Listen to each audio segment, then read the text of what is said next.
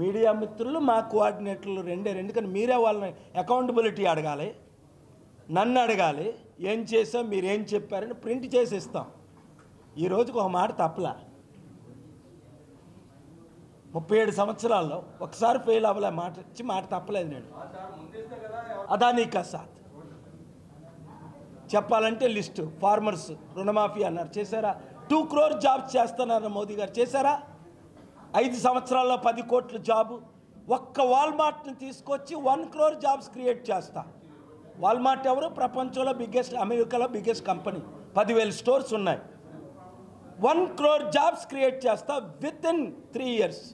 అంటే ఒక్క వాల్మార్ట్ ద్వారా. హైదరాబాద్లో ఎన్ని కంపెనీలు పెట్టించాను. బిల్ గేట్స్ని ఎవరికి పంపించారు ఈ దేశానికి? చంద్రబాబు నాయుడు గారికి ఆయన అపాయింట్మెంట్ ఇవ్వలేదని ఆయనే చెప్పారు కదా. వద్దు లిస్టు. బంకర్ హంట్ని ఎవరు తీసుకొచ్చారు ప్రపంచంలో ధనవంత? ఈ భీమవరం, మన భీమవరం రేపు ఉంటున్నాను నేను. మేము ఆన్సర్ చెప్పే బాధ్యత ఉంది మాకు.